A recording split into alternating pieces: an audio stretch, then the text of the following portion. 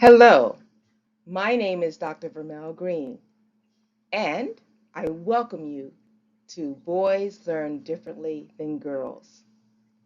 This class is brought to you by Vision Concepts in Education. Our mission, we want to help those who educate our boys. We do that through a new program called Sacred Boys. Sacred Boys is powered by Vision Concepts in Education. We want to support Christian schools and their teachers. We want to support churches and ministries, Christian teachers, mothers of sons and fathers of sons, homeschool parents. We want to help you to educate your child, to educate your son. What does it mean to be a sacred boy? Well, sacred is an acronym. Sacred stands for saved through the blood of Jesus Christ, achieving academically, courageously Christian, respectful and responsible, empowered by the Holy Spirit, and dedicated to serving others. Those are the goals we hope for all who teach our boys. Our website is sacredboys.com, which you learned when you registered for this class. And if you explore our website, you will find links to free classes, upcoming events, information on Sacred Boys seminars and resources. Please like and follow us on social media. Our time together, we're going to be understanding how the brains of boys affect how they process information. Thinking about the ways that your instruction can be more boy-friendly. Because I submit to you that with most teachers, even among homeschool parents, most teachers being women, that we tend to teach the way that we learn. It's connecting with our girls, sometimes not so much with our boys. So, how can we make our instruction more boy-friendly? We're going to be exploring that today. We're going to be discussing practical strategies that will enhance learning not just for boys, but for girls as well. Because strategies that help the boys, they won't harm the girls. But primarily, I'm only going to be able to whet your appetite to learn more. And I say that because I teach this class, or I have taught it in the past, for a semester at the community college level. I've taught it as an all-day, 5-day class. I've taught it as an all-day, 5-hour class. You're getting it in less than 60 minutes.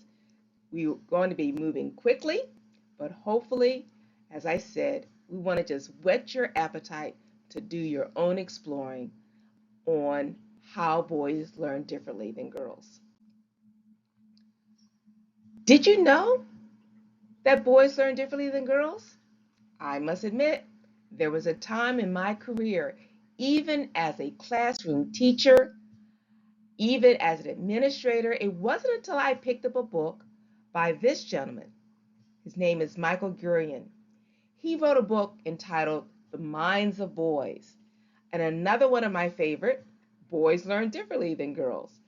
My copy of The Minds of Boys, I highlighted it practically every page, especially the part that talked about how we sometimes medicate our boys into submission, trying to make them sit still, trying to make them act more like the girls. But that's for another time. Let's continue with how our boys learn differently. They do learn differently, and we probably already recognize it. Take this diagram. The mission is go to Gap and buy a pair of pants.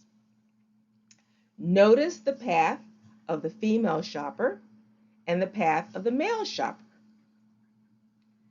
Does the female shopper ever even get to the Gap? Look how much money she spends as she goes through the mall. But the male shopper, he is on point. He goes to the Gap, spends what he needs to, and leaves. Now, some of you are thinking that, there are some men who shop like the female shopper, and there's some women who shop like the male shopper, especially if that mom has behind her several children and a toddler. She's going to get to where she wants to go. But generally speaking, we see this a lot. We also remember that every individual is unique. Every individual is different. So we're not stereotyping, we're generalizing. Much of what I'm saying is generalizing, is speaking in general terms. I would like you to have a short exercise for a set amount of time. Don't begin yet. I want you to just list on a sheet of paper on one side things that you most enjoy about teaching girls, and on the other side, what makes teaching girls a challenge. I'll give you 30 seconds. You may begin.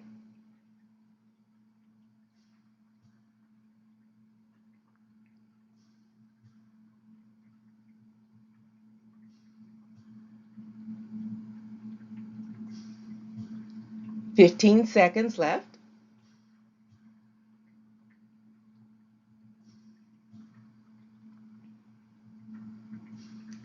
5 seconds.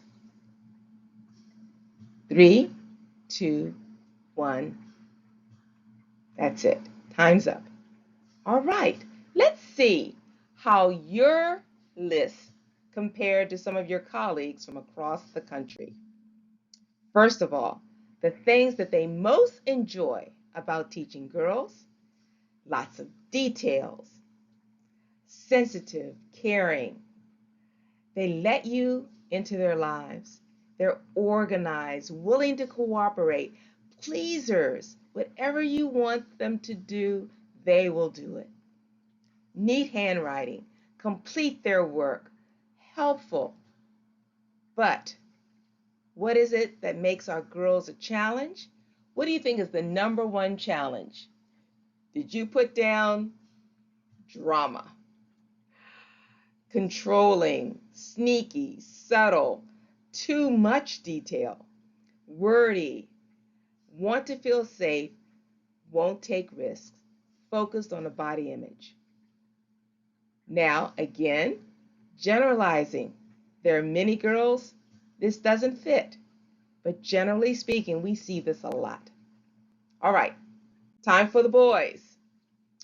Things that you most enjoy about teaching boys and things that make teaching boys a real challenge. I'll give you 30 seconds. You may begin.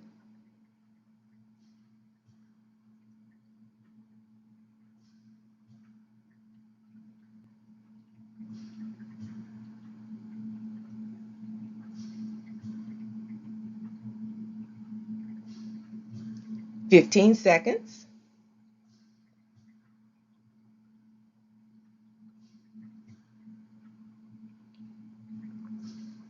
5 seconds. 2, 1, and that's it. Time's up. All right, let's see how your list compared to your colleagues across the country. The things that they most enjoy about teaching boys: they're transparent, enthusiastic, they're funny, they are, risk takers, high energy, they thrive on competition, they let go easily, very forgiving, they're tactile, hands on, they like to play, they are playful. All right, how about your challenge list? What makes boys a real challenge? Easily distracted, too competitive. I have more lint in my pocket than you do. No, you don't. I've got more lint in my pocket. Being number 2 isn't good enough. Disorganized, too much energy, defiant, unable to express feelings, less detailed work. So, again, I can't say it enough. Generally speaking, each individual is unique. There are some boys that are acting like the challenge that the girls are. And there's some girls that act like the challenge that the boys are. They're all different. But really, the exception proves the rule. You're going to take a short few minutes to watch a video by this gentleman. His name is Mark Gungor. The video can be found on YouTube. It's entitled The Tale of Two Brains. He also presents the differences between male and female brains in a humorous but yet scientific way. Let's watch.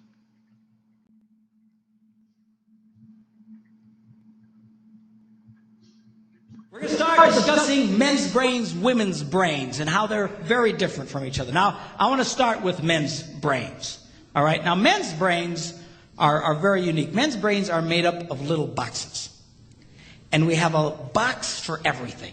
We've got a box for the car. We've got a box for the money. We've got a box for the job. We've got a box for you. We've got a box for the kids. We've got a box for your mother somewhere in the basement. We got boxes everywhere. And the rule is the boxes don't touch.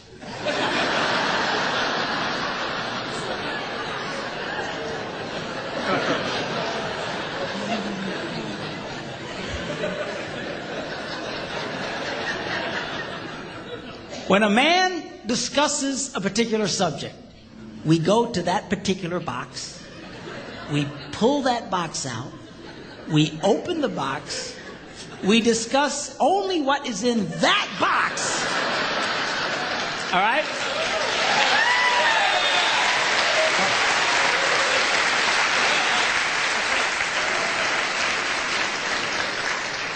And then we close the box and put it away, being very, very careful not to touch any other boxes.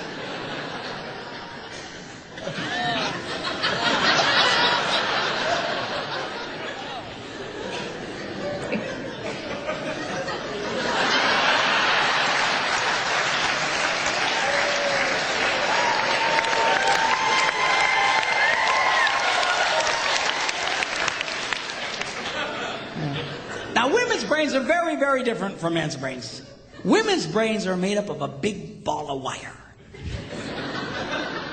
And everything is connected to everything. The money's connected to the car's connected to your job, and your kids are connected to your mother, and everything's connected to everything. It's just like...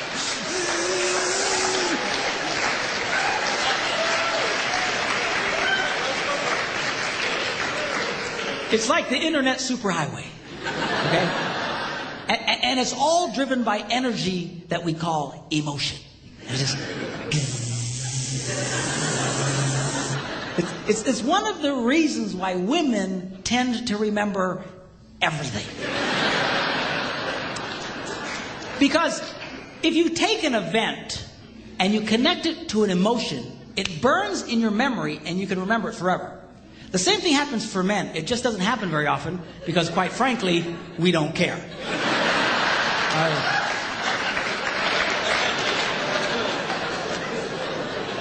Women tend to care about everything. And she just loves it.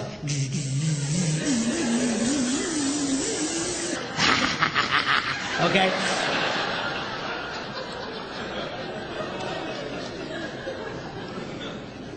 Now, men, we have a box in our brain that most women are not aware of. This particular box has nothing in it.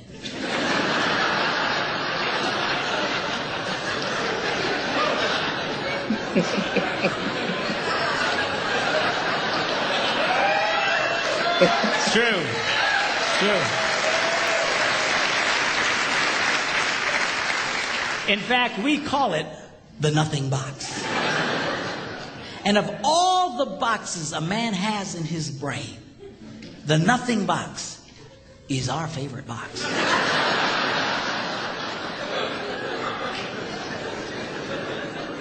If a man has a chance, he'll go to his nothing box every time. That's why a man can do something seemingly completely brain dead for hours on end. You know, like fishing.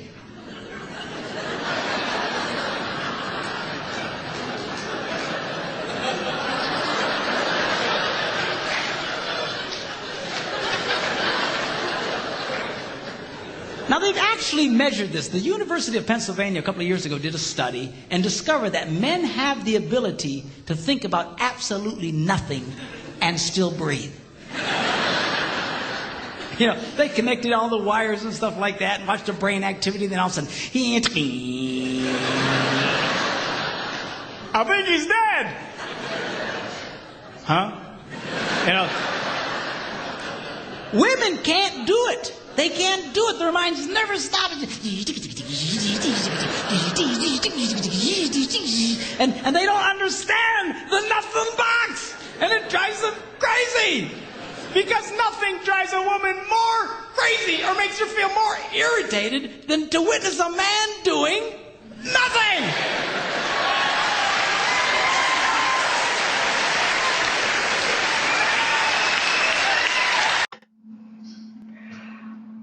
Oh, on a side note, I wish I had known a lot of what he explained when I first got married.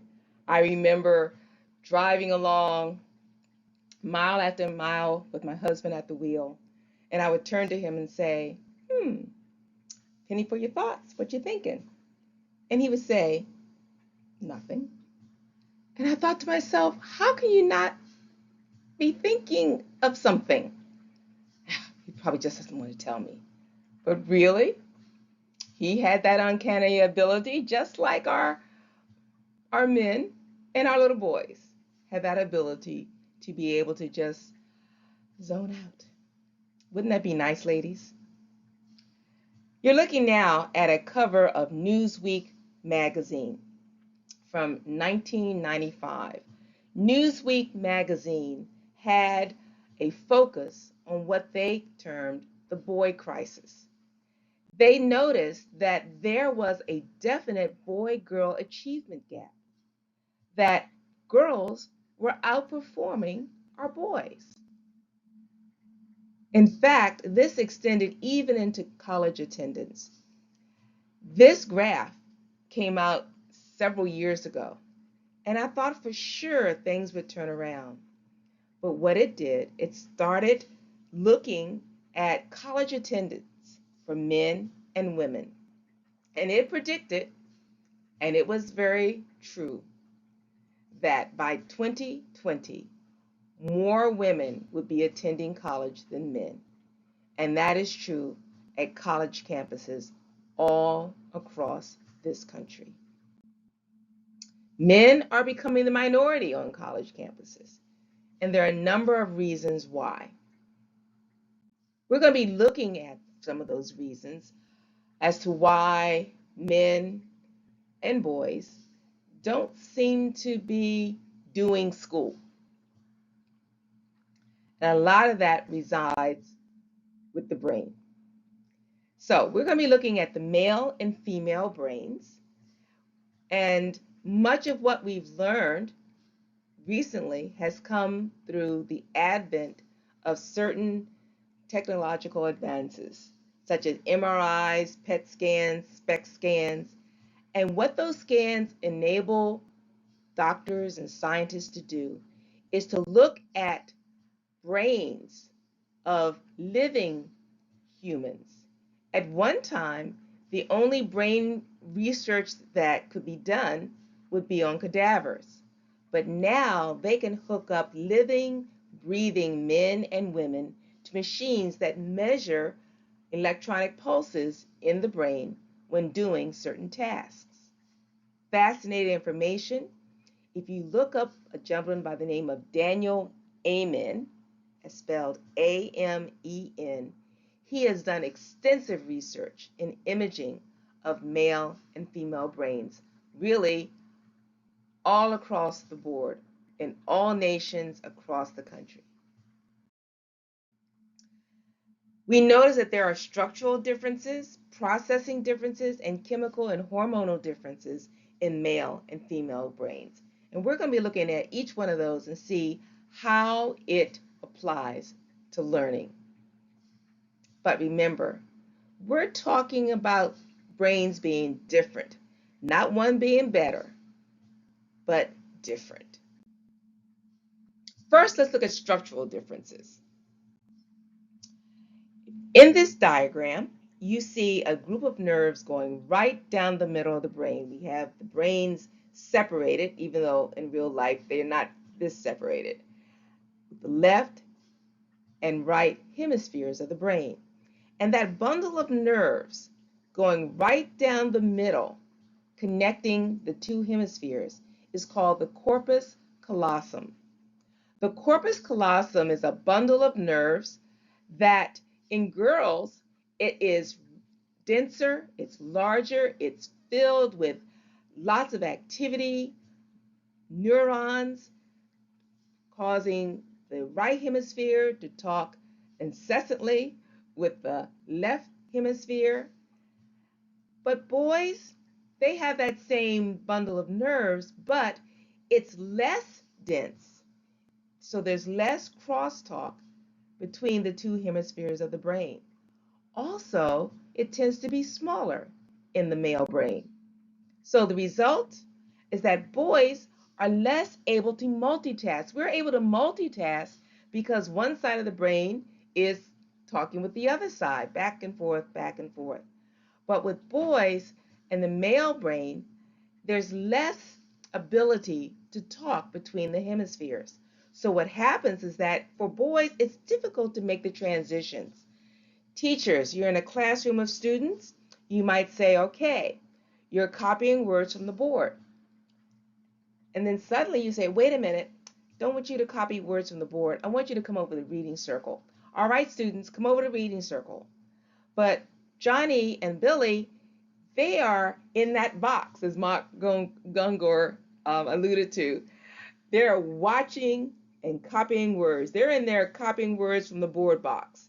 So unless you give them a chance to kind of close that box and open their reading circle box, they're going to struggle. So you're saying, come on, Johnny, come on, Billy, why aren't you coming? Why don't you come now? So just give them a few moments to kind of close out one activity before starting another. A countdown similar to the one that I gave you earlier today would help. All right, boys and girls, in 30 seconds, I want you to stop copying words from the board and come to reading circle. 15 seconds, 5 seconds. Even that warning will give them a chance to transition. Help your boys. And unfortunately, because one side of the brain doesn't talk to the other, that talks about the feeling part doesn't talk to the talking part, and the talking part doesn't talk to the angry part, sometimes our boys are less able to tap into their feelings. Girls, on the other hand, they're generally better at multitasking. And ladies, we can see that in ourselves. They tune into their feelings and they definitely can verbalize their feelings. Generally speaking, girls have a head start in large muscle activities requiring coordination rather than strength as well, because the two halves of the brain are talking back and forth, back and forth. And this also allows them to outpace boys in fine motor skills. The boys may be stronger, but the girls are able to write better, balance better, do those kinds of activities that takes coordination more so than our boys. I'm going to spend some time talking about the limbic system. The limbic system plays a key role in boy-girl learning and performance differences. And the specific parts of the limbic system I'm going to be speaking about would be the hypothalamus, the amygdala, and the hippocampus. All right, let's talk about the hippocampus. This controls emotional memory, memory storage, information recall, and retention. The hypothalamus Automatic body processes such as your heartbeat, hunger, thirst, temperature, are sexuality controlled by the hypothalamus. And the amygdala, that's where emotional processing occurs, especially fear and anger. So let's see the impact of the difference of the hippocampus between boys and girls. First of all, boys, less emotional memory. They're better able to move on after a conflict. They don't tend to hold on to things as long as our girls. I could see that as an assistant principal. I would break up a fight between boys and I would bring them into my office and I would set them down and say, "You sit here," waiting for them to cool off. And I would go into another part of my office and then I would hear laughter. And I would go back out and the two boys that had been fighting and arguing were sitting there laughing and joking with each other. Boys tend to drop it and move on. They have a smaller memory storage area and a slower speed of transmission. It doesn't mean the boys can't learn. It doesn't mean that they can't memorize. It's just that it takes them perhaps a little bit longer than your girls.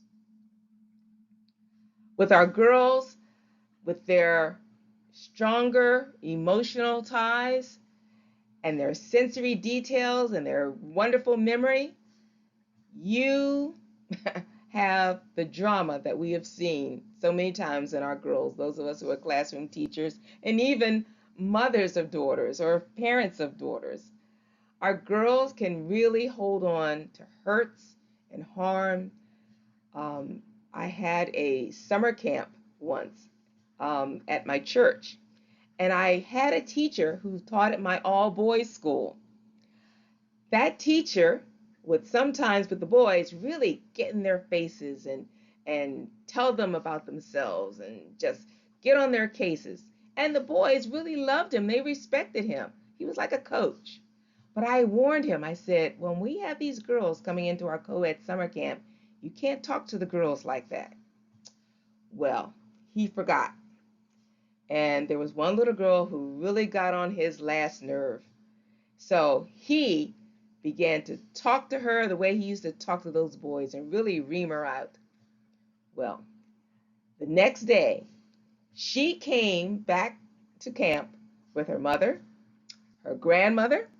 They wanted his job. They wanted extensive apologies. They didn't want him ever to get around their daughter again. And that little girl avoided him like the plague for the rest of the camp.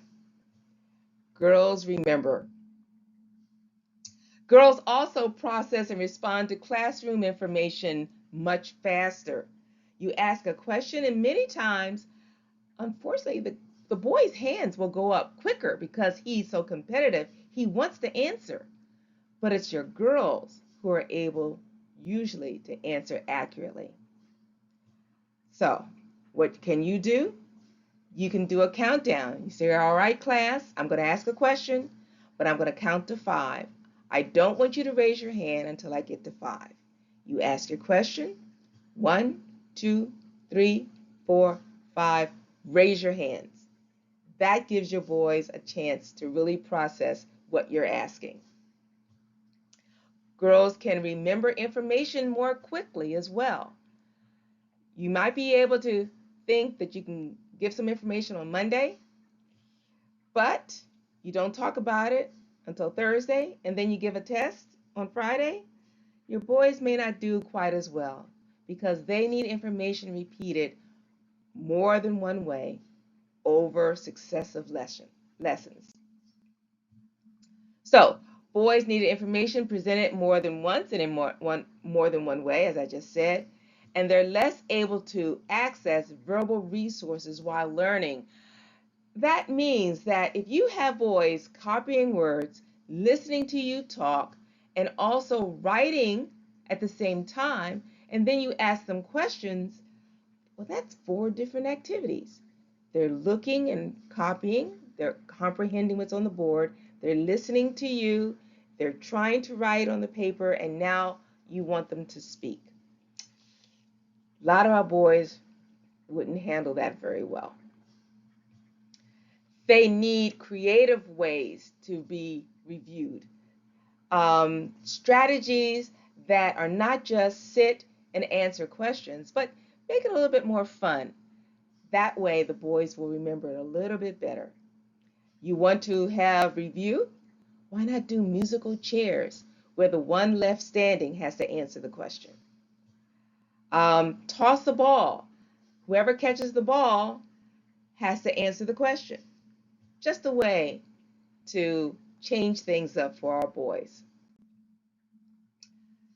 The hypothalamus, another part of the brain, another part of the limbic system. Boys, you're wondering why they seem to always be hungry? Well, when they reach a certain age, that hypothalamus that controls hunger, it starts to fire up. And also it tends to have a greater and more constant sex drive that will occur in our boys. Boys complaining about always being hot? Again, the hypothalamus with the thermostat in the brain. Many times our boys, our men, prefer cooler temperatures. The amygdala. That is the part of the brain, as I mentioned earlier, controls strong emotions such as anger and fear. In boys, the amygdala is much larger, gets a lot more blood flow, more neurons are fired up. So what happens when a boy gets emotional or when he's threatened, he's ready for a physical response. Increased aggression and impulsivity, that is also affected by the larger amygdala in boys.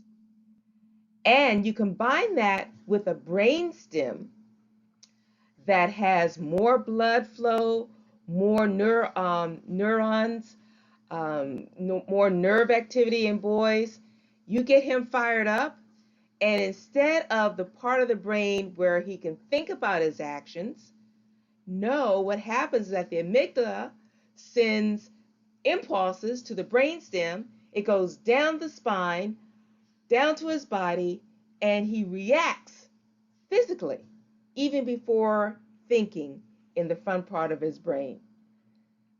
Unfortunately, for some of our boys, that gets them into trouble. They act before they think. The prefrontal cortex, again, that's where their thoughts are happening. The prefrontal cortex, where thinking occurs, controls intellectual functions, thinking, speaking, and recalling. What does that sound like? Learning, exactly. When we look at our boys, their prefrontal cortex matures behind that of girls. Less blood flow means that they may not be ready for the sit down, put your hands in your lap teaching that occurs sometimes in kindergarten. So we have to make sure that our boys are truly ready. Less blood flow, more risk taking, less able to control their impulses, and they're not as skilled in verbal communications. Does that sound like your boys? Many boys, it's true. The cerebellum. Okay, remember your high school biology? That's the part of the brain that controls muscles, the doing center of the brain. It's larger in males, and more spinal fluid is there. So, as I mentioned earlier about the brain stem, and much spinal fluid and impulses going quickly to the brain stem and out to the parts of the body, that's what's happening from the cerebellum. Messages move more quickly from the brain to the body. Unfortunately, as I said earlier, sometimes before going up to the part of the brain where thinking occurs.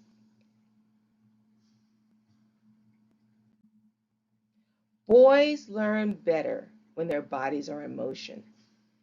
Their bodies are wired for movement because that cerebellum is larger in males, getting a lot more blood, a lot more neurons are there. And so they need more space to move during learning. You have a small classroom, get rid of some of that furniture so they have room to move. You're teaching them at home. Can you take them to a part of the house that has more room so they can move while they're learning?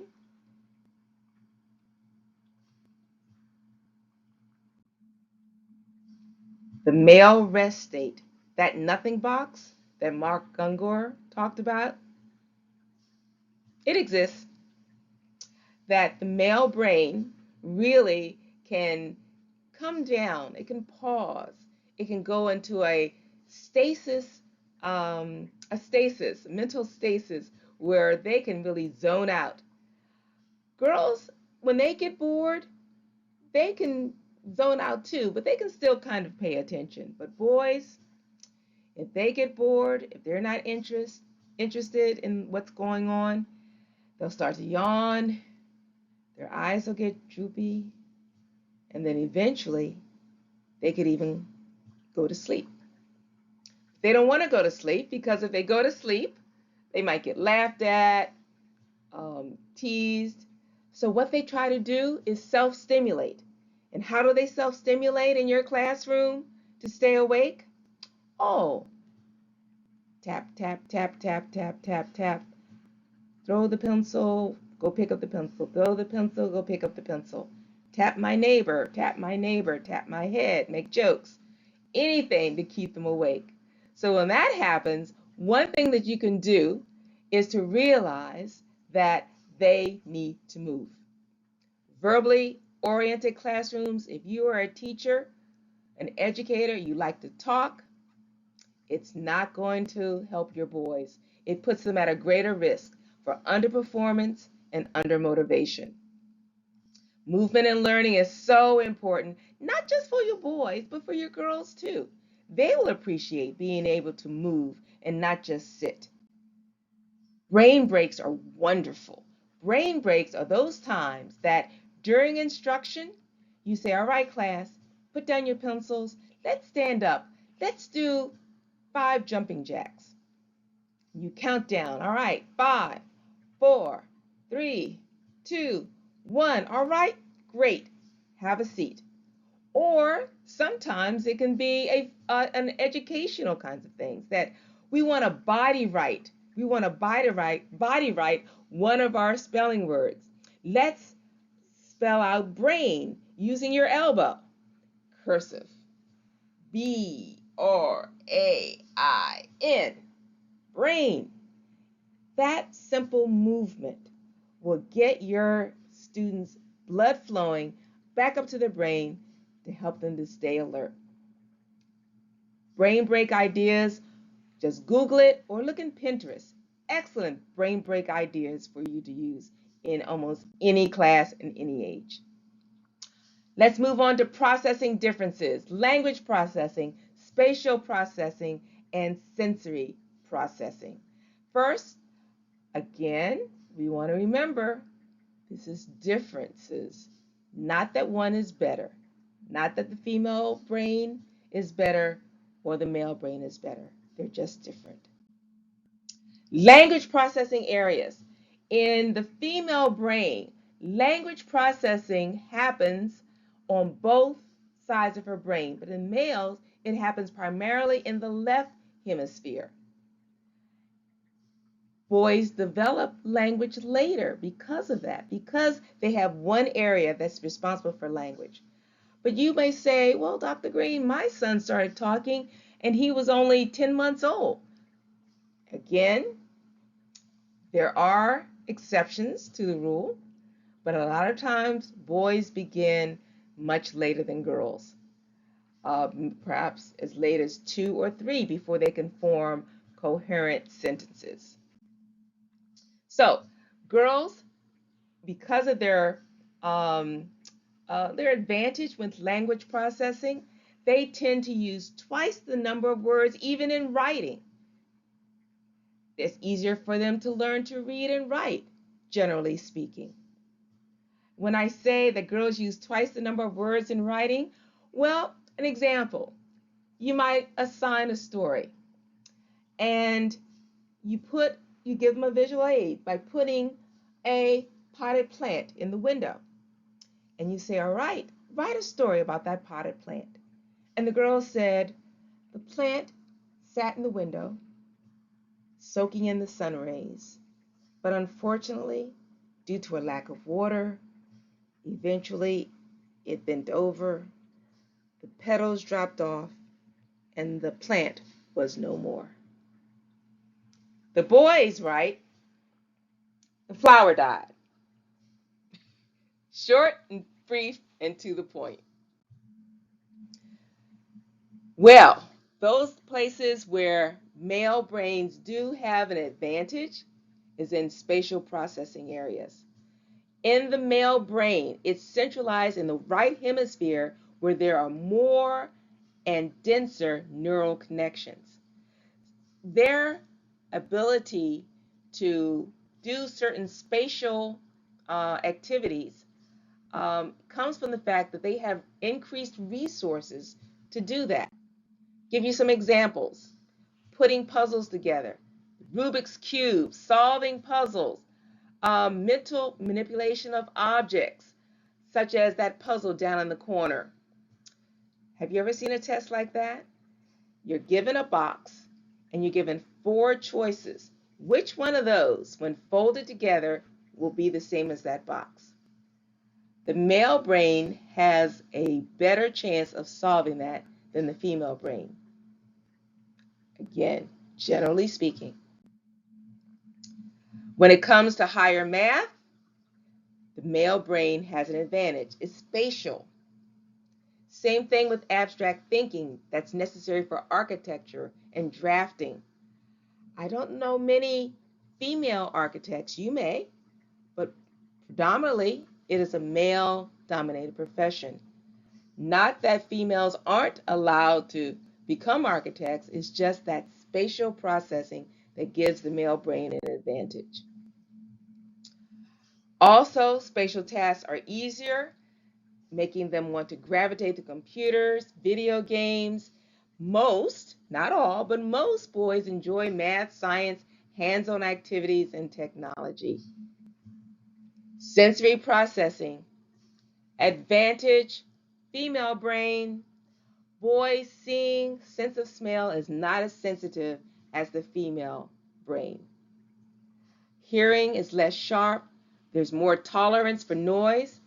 Those noisy boys. You hear it a lot of times in schools. Those boys are so loud. Well, one reason is that they may not realize how loud they are because of their hearing. Also, their sense of touch isn't as acute as a female, and they have a higher tolerance of pain, something happening to their skin. Chemical and hormonal differences. We'll spend some time doing that. Serotonin is a chemical in your body, we all have it, that affects our mood and anxiety. It helps us to relax or to cool off, especially if we've been upset about something. So in girls, they have a higher level of serotonin. So if they get upset about something, that serotonin will help them to calm down. And they're less likely to rely on fighting to resolve conflicts. Now, because of their language skills, they may talk a good game and they will let another person know that they're not happy. But physical fighting, not so much with our girls.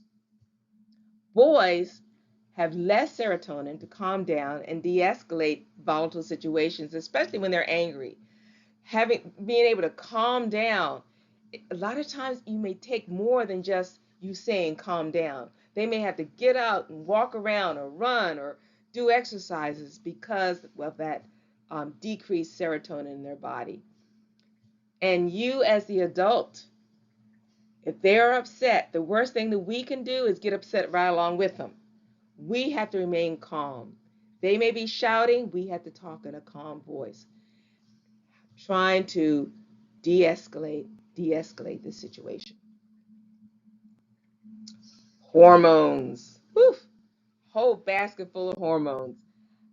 First, testosterone. That's the chief architect of the male brain and body in utero.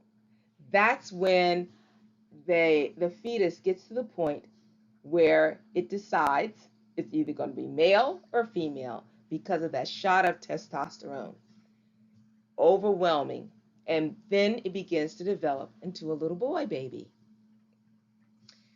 Testosterone is responsible for increased aggression, competitiveness, self-assertion, and self-reliance. So if you match that with some of the other parts of the brain what's happening with the amygdala and its control, its larger amygdala in the male brain, you mix that with testosterone and you can get a very volatile situation when that young man gets upset. You want to know why boys are so competitive? Testosterone is one of the reasons. They want to be the winner and they want to score.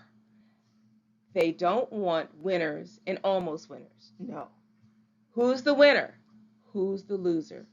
They love competition. It really motivates boys.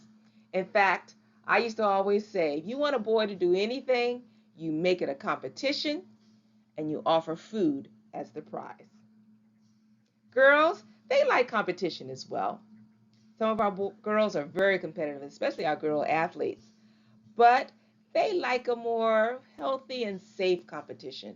Not so much the I can jump off the roof, a higher roof than you can competition. Oxytocin, another chemical, it's called the tend and befriend hormone. This is in play when you talk about bonding and trust. Why do our girls want to please the teacher? Why do they want to be so cooperative? Because of oxytocin. Boys have less. So what happens is that girls, they want to establish and maintain relationships. I used to substitute teach on occasion, and I would walk into a class. The children had never seen me before. The girls would watch me for a while, and then all of a sudden, they'd come up to me with a picture of a flower or a package of candy. What are they trying to do? They're trying to bond with me. They want me to like them. The boys, on the other hand, you know what? They saw a sub. And so they began to say, ooh, let's play Sink the Sub. But girls do. They usually want to please the teacher. Boys, on the other hand, they're less driven to establish and maintain relationships. And unfortunately, they don't see their behavior as a connection to those relationships. They don't understand, why doesn't a teacher like me? Well, boys, could it be that whenever she asks you to do something, you refuse? Could it be that she looked on her board and you drew a very unflattering picture of her on the board? Could that be the reason? Some boys would say, nah, that couldn't be the reason. All right, boys. And they're less quick to trust the teacher. Vasopressin. Vasopressin is the male equivalent of oxytocin. It is their social bonding hormone. So boys, though, they bond differently than girls. They bond through something that Michael Gurian refers to as aggression nurturance. Aggression nurturance, physical interaction, wrestling, tough talk, teasing, aggressive nonverbal gestures, like they used to call it bucking. Two boys just kind of at each other. Tough talk. They used to also call it joning when they made fun of each other's, either a feature or a parent. Your mother wears combat boots, something along those lines. And the boys just kind of laugh, trying to think of who can out-joan the other. Am I dating myself when I say that? Girls nurture through something called empathy nurturance. When they have a friend who's maybe having a hard time, you see all the girls kind of gather around, and where do they go? They go into the girls' restroom to kind of talk with her and find out why she's upset and why she's crying. Empathy nurturance. That's when our girls are really trying to bond with each other. That oxytocin is working. And even as mothers, when mom is alone with the baby, that empathy nurturance is going on. However, when dad is alone with the baby, a little bit different. That aggression nurturance. Now, Does he love his son? Of course he does. But he's just going to treat his baby a little bit different than mom, who has the more empathic way of nurturing the baby. Well, that brings us to the end of our first offering to you of Boys Learn Differently Than Girls. I invite you to visit our website where you can get more information about a 4-part training series that begins in July entitled Please Teach Me Like I'm a Boy. It's based upon a book that I wrote a few years ago, and it talks about the 10 steps for his success in school and in life. As I said, you can register and get more information on our website, sacredboys.com. So, again, I want to thank you, thank you, thank you for attending this class of Boys Learning Differently Than Girls, brought to you by way of Sacred Boys, that's powered by Vision, Concepts, and Education. My name, again, is Dr. Vermel Green. Please feel free to reach out to me at vgreen@sacredboys.com. I would love to talk with you more.